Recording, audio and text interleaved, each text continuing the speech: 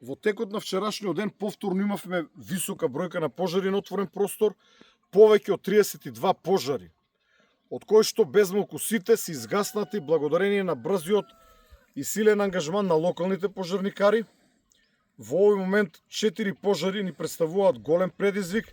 Тоа е пожарот во Мариовско, кој што веќе од Мариовска страна е безмалку целосно ставен под контрола, активен од страна на регионалниот пат Прилеп-Битола. Понатаму, вториот предизвик останува пожарот на територијата на Македонски Брод, каде што вчера повторно го активирав модулот за шумски пожари на Дирекцијата за заштита и спасување, во моментов составен од 25 доброволни пожарникари и 5 оперативци на дирекцијата, кои дават подршка на локалните пожарникари од Македонски Брод. Работеа вчера, ќе работат и денес на гасење на повеќето краци на овој пожар, кој што се одвива низ екстремно негостољубив терен, карпес терен, терен на кој што движењето на луѓе е многу отежнато, а некаде е едноставно невозможно, но самиот терен не дава голем ефект од употреба на ер трактори, па и на хеликоптер моментално. Наредниот пожар е пожарот кој што вчера изби во атарот на село Никуштак, општина Липково,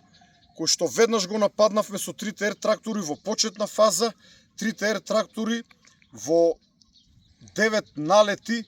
истурија по 9 тона вода, значи 81 тон вода истурени на местото каде што настана овој пожар, но истиот повторно се прошири, излезе од контрола, се движи во насока на манастирот на село Матејче и во насока на село Матејче.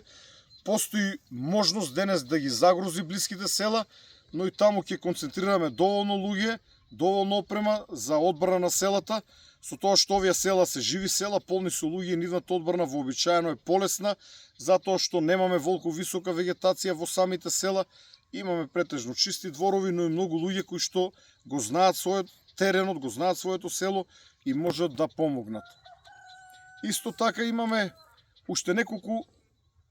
помали активни пожари кои што очекувам да бидат изгаснати. Активен за жал е се уште и пожарот на територијата на општина Студеничани, кој што се движи кон Китка, екстремно негостољубив терен, густа шума, грмушки, трње, трева, каде што не може да се движат луѓе. Скопските пожарникари денес преку одредени пресеки ќе се обидат да воспостават барем делумна контрола и врз овој пожар кој што трае неколку денови наназад.